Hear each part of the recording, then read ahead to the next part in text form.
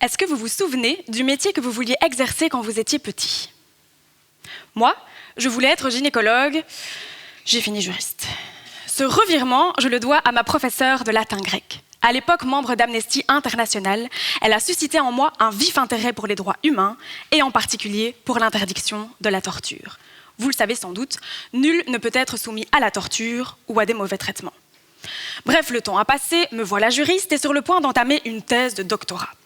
Je me suis alors lancée dans une véritable quête existentielle pour définir un sujet qui me passionne, me fasse me lever tous les matins et me tienne éveillée jusque tard dans la nuit. J'ai repensé à l'interdiction de la torture et choisi de me concentrer sur un instrument phare, la Convention européenne des droits de l'homme.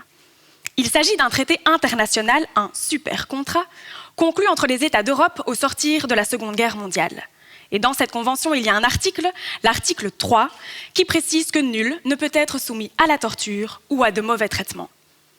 Au regard de cet article, les États européens et donc la Belgique ne peuvent soumettre un individu à la torture ou à de mauvais traitements sur leur propre territoire, mais ne peuvent pas non plus renvoyer une personne vers un autre pays où elle risque de subir de tels traitements.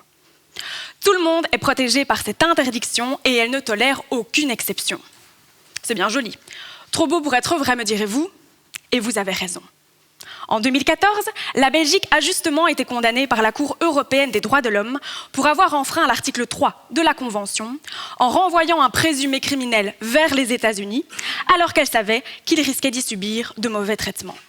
En somme, la Belgique n'a pas respecté ses obligations internationales et s'est fait taper sur les doigts, mais elle n'est pas le seul mauvais élève.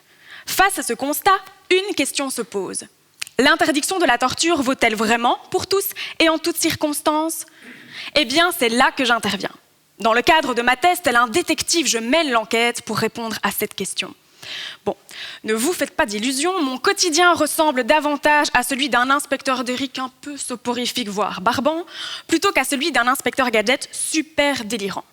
En effet, pour mener à bien ma mission, pas de gogo gadget, j'analyse à la loupe toutes les affaires dont la Cour européenne des droits de l'homme a été saisie en cette matière.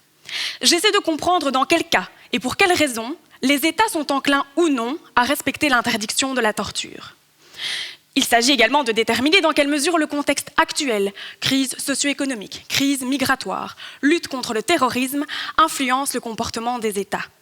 Le but ultime de ma thèse est de proposer des solutions qui garantissent un meilleur équilibre entre les intérêts des États et le respect de l'article 3 de la Convention. Car si vous ne le saviez pas, maintenant vous ne pouvez l'ignorer, nul ne peut être soumis à la torture ou à de mauvais traitements.